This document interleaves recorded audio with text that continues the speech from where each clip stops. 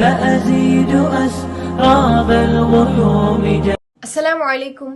சிறிய அமல் பெரிய நன்மை தொடரா பார்த்துட்டு வரோம். பெரிய பெரிய நன்மைகளை பெற்று தரக்கூடிய சிறிய சிறிய அமல்களை ஒரு தொகுப்பா நம்ம வழங்கிட்டு இருக்கோம், அல்ஹம்துலில்லாஹ்.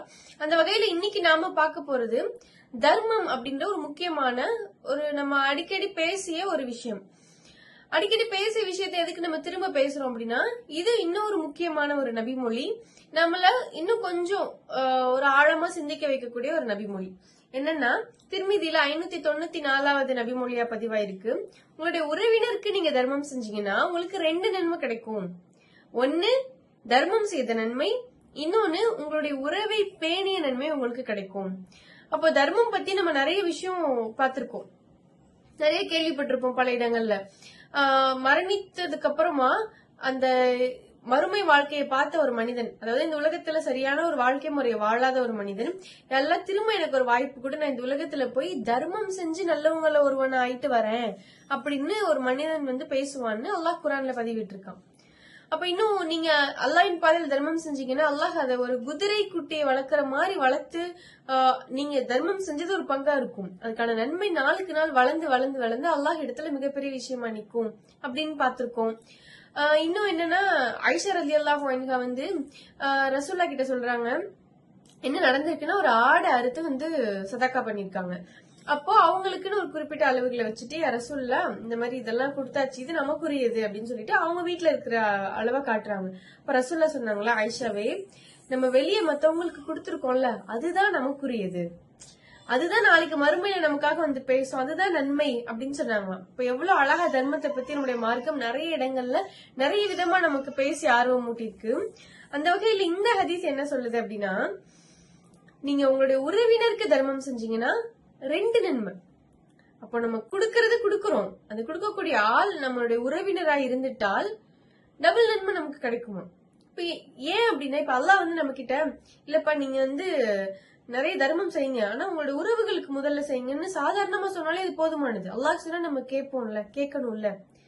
அல்லாஹ் நம்மளுடைய எஜமான், நம்ம அவனுடைய அடிமைங்கும் போது அவன் சொன்னாலே நம்ம கேட்கணும். நமக்கு யோசிச்சு பார்க்கும்போது அதான் கரெக்டா இருக்கும். நம்மளுடைய உறவினர் கஷ்டப்பட்டு இருக்கும்போது நம்ம எப்படி வெளியே போய் தர்மம் செய்ய முடியும்?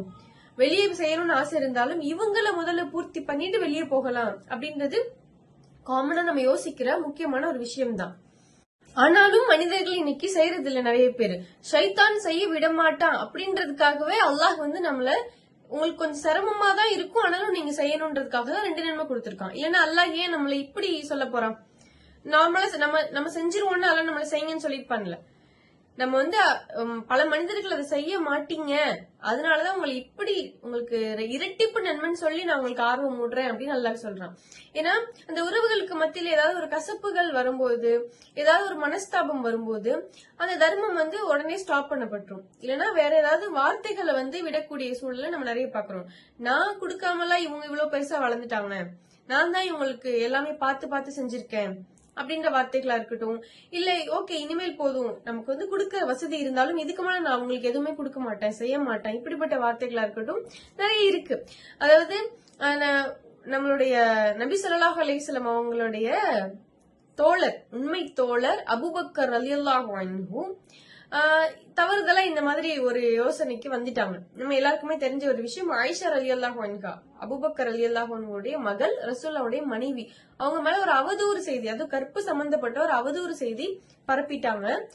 அதை பரப்புனது யாருன்னா அபூபக்கர் ரலியல்லாஹு அன்ஹு கிட்ட வழக்கமா பொருளாதார உதவி பெற்றுக்கொண்டிருக்கக்கூடிய ஒரு மனிதர்.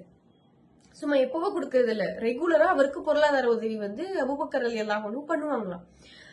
அப்போ ஆயிஷா ரலியல்லாஹு அன்ஹு அந்த அவதூறு சம்பவத்தை இவர் தான் அந்த அவதூற பரப்புனாருன்னு கேள்விப்பட்ட உடனே அபூபக்கர் ரலியல்லாஹு அன்ஹு ஒரு சாதாரண மனிதன் என்ற அடிப்படையில இனிமே அவருக்கு நான் என்கிட்ட இருந்து எந்த உதவியுமே கிடைக்காது, இனிமே நான் உதவி செய்ய மாட்டேன் அப்படின்னு சொல்லிட்டாங்க.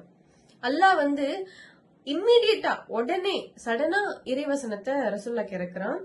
இந்த மாதிரி நம்பிக்கை கொண்டவர்கள் இப்படி சொல்லாதீங்க, அல்லாஹ் உங்களை மன்னிக்கணும்னு நீங்க ஆசைப்பட மாட்டீங்களா அப்படின்னு அல்லாஹ் கேக்குறான்.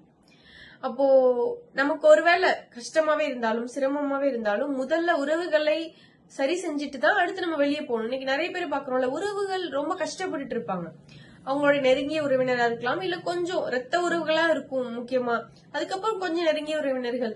இப்படி பார்க்கும்போது அவங்க கஷ்டப்பட்டுட்டு இருப்பாங்க. ஆனா வெளியே வாரி வாரி வழங்கிட்டு இருப்பாங்க. ஒரு சில மனிதர்கள் உறவுகளுக்கும் கொடுக்க மாட்டாங்க, மத்த ஏழைகளுக்கும் கொடுக்க மாட்டாங்க. அவங்க ஒரு புறம், அவங்களுக்கு நம்ம தர்மம் செய்ய சொல்லி ஆர்வம் ஊட்டணும். ஒரு சிலர் இருக்காங்க எப்படின்னா, அவங்களுக்கு செய்யக்கூடிய மனசு இருக்கும், நிறைய வாரி வழங்குவாங்க, நன்மையை சம்பாதிக்கணும், தர்மத்தின் மூலியமா நம்ம சொர்க்கத்துக்கு போகணும்ன்ற ஆசை இருக்கும். ஆனா உறவுகள் எல்லாம் விட்டுட்டு வெளியில போய் அந்த உதவியை செய்வாங்க, அந்த தர்மத்தை செய்வாங்க. ரொம்பவே நமக்கு பார்க்கும் போதே ஒரு மனிதனா ஒரு பார்க்கும்போதே நமக்கு தப்புன்னு தெரியுது. இறைவனுடைய பார்வையில அது மிகப்பெரிய தவறு. அதனாலதான் நீங்க அதை செய்யுங்க. உறவுகளை முதல்ல பூர்த்தி செஞ்சுட்டு அப்புறமா நீங்க வெளியில போங்க. அப்படி செஞ்சீங்கன்னா நன்மை வேணும்னு தானே கொடுக்குறீங்க. அப்ப அந்த நன்மை டபுளா கிடைக்குதுன்னா இந்த மாதிரி கொடுங்க அப்படின்னு அல்லாஹ் ரப்பல் ஆலமீன் நமக்கு சொல்றான். அப்படி பண்ணும்போது என்ன காரணம் சொல்லுவாங்கன்னா, இவங்களுக்கு எல்லாம் அந்த நம்ம கொடுக்கற பொருளாதாரத்தை சரியா பயன்படுத்திக்க தெரியல, இவங்கள்ட்ட கொடுத்து அதை வேஸ்ட் பண்றாங்க, நம்ம ஒரு நோக்கத்துக்கு கொடுத்து அவங்க ஒரு நோக்கத்துக்கு செலவு பண்றாங்க அப்படின்றது பலருடைய ஒரு கருத்தா இருக்கும். ஆனா அல்லாஹ் கொடுக்க சொல்லிட்டானே, இப்ப என்ன செய்யறது? நம்ம என்ன பண்ணணும், அல்லாஹ் மேல பொறுப்பு சாற்றி ஒண்ணு அவங்க கிட்ட இந்த மாதிரி செலவு பண்ணுங்க, இப்படி எல்லாம் பண்ணீங்கன்னா உங்களுடைய குடும்பமும் உயரும் அப்படின்னு நம்ம ஒரு கைட் பண்ணலாம், ஒரு வழி நடத்தலாம். அப்படி இல்லையா ஏதாவது ஒரு பொறுப்பு எடுத்துக்கலாம். அவங்களுடைய குழந்தைங்களை படிக்க வைக்கிறதுக்கோ இல்ல அவங்களுடைய உணவு தேவைக்கோ ஏதோ ஒரு விஷயத்துக்கு பொறுப்பு எடுத்து செய்யலாம். அவங்க அதை சரியா பயன்படுத்தல அப்படின்ற சங்கடங்கள் இருந்ததுன்னா அல்லாஹ் மேல பொறுப்பை சாற்றி நம்மளால முடிஞ்ச வரையும் ஒரு தெளிவான சிந்தனையோடையும் ஆனா அல்லாஹுடைய பேச்சுக்கும் மாற்றம் இல்லாத வகையிலையும் உறவுகளுக்கு முன்னுரிமை கொடுத்து இரட்டிப்பு நன்மையை பெறக்கூடிய மனிதர்களா இருக்கணும். ஆல்ரெடி ஏழைகளுக்கு தர்மம் செய்து கொண்டிருக்கும் மனிதர்கள் உறவுகளை நீங்க முன்னுரிமைப்படுத்தினீங்கன்னா இரட்டிப்பு நன்மை. இதுவும் ஒரு சிறிய அமல் தான். ஆல்ரெடி நீங்க செஞ்சிட்டு இருக்கீங்கன்னா உறவினர்களுக்கு அதை கொடுக்கணும்ன்றது கொடுக்கக்கூடிய ஆள் தானே மாறுது. இது ரொம்ப சின்ன அமல் தானே. ஆனா நன்மையும் கொஞ்சம் கூடுதல் அப்படின்னு நல்லா சொல்லல, இரட்டிப்பு நன்மை. உங்களுக்கு எவ்வளவு நன்மையோ அதை விட இன்னொரு மடங்கு நன்மை கிடைக்குமா இறைவன் சொன்ன இந்த விஷயத்தை ஃபாலோ பண்ணா.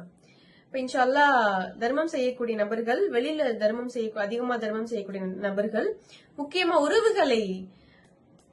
உறவுகளுக்கு முக்கியத்துவம் கொடுத்து அதுக்கப்புறம் வெளியே இருக்கக்கூடிய ஏழை மக்களுக்கு கொடுக்கணும் இன்ஷா அல்லாஹ். அஸ்ஸலாமு அலைக்கும் வரஹ்மத்துல்லாஹி வபரகாத்துஹு.